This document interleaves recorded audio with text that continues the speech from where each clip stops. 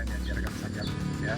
Yang penting bahwa hasil rapat koordinasi kita di Jakarta dan hasil rapim kemarin ditindaklanjuti dengan rapim itu sangat jelas bahwa Gerindra akan mendorong kader dan mengutamakan ketua DPC ya, utamakan ketua DPC. Makanya kalau soal Senggara ini kan kecuali ketua-ketua DPC tidak mau, nah itu baru contoh misalnya Bombana itu Wawan ketua DPC berpasangan sama Bur akan didorong. Begitu juga Konawe Utara itu Risman, begitu juga misalnya kalau Konawe itu siapa, Pak Yuyu, kemudian Wakatobi Bu Erni ketua DPC berpasangan juga jadi wakil ya. Ya semua hari ini memang sangat diprioritaskan, kecuali ketua DPC tidak mau sendiri.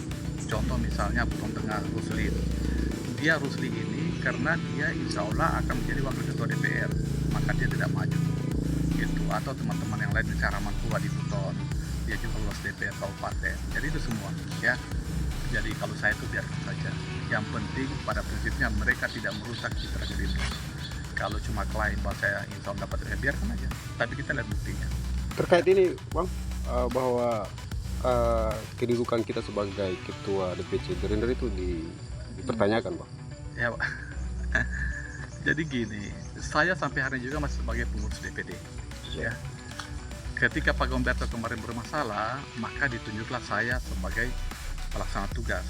Ketika surat tugas itu keluar tanggal 24, karena memang harus berasal dari pengurus DPD kan, maka ditunjuklah saya sebagai pelaksana tugas.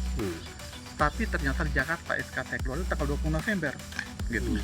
20 November itu keluar dan ada sama saya itu stempel basah, tangan basah baik Pak Prabowo maupun Pak Sekjen. Itu 20 November kemarin saya menjadi ketua definitif menggantikan saudara saya Pak Gomberto. Nah, jadi kalau ada yang bilang Purnama itu cuma pelaksana, tidak, saya definitif.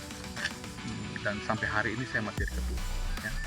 Dan insya Allah sesuai arahan DPP bahwa tidak ada pergantian ketua sampai kita selesai pilkada, kecuali ada hal yang luar biasa. Kalau mau jujur, kalau kita mau objektif juga, mau mengganti saya dasarnya apa? Ya, kemarin saya pilpres menang 71,43%, standar nasional diberikan 60%, saya di atas standar nasional. Kemudian DPR kabupaten misalnya kita dari 3 jadi 4. Alhamdulillah sekarang kita dapat unsur pimpinan kan, hasil pengungkapan anggota DPR kemarin di Puna kita menggeser Demokrat sekarang kan, jadi kita unsur wakil ketua. Alhamdulillah sekarang juga ada perwakilan kita Muna Barat dan Bukit Utara untuk DPR provinsi. Jadi kalau misalnya mau dikatakan ada kegagalan saya, ya pada aspek mana ya. Tapi bahwa kenapa ini Pak Prabowo mendorong seluruh ketua-ketua DPC untuk maju sebagai calon kepala daerah, ini adalah sebenarnya bentuk ucapan terima kasih beliau kepada seluruh ketua-ketua DPC.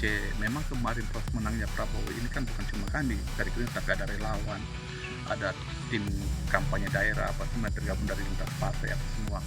Tapi bahwa bentuk secara internal itu Prabowo meminta kepada seluruh kader untuk maju di kepala daerah. Ini bentuk ucapan dia bahwa teman-teman DPC kemarin sudah mendudukan dia sebagai presiden terpilih kan.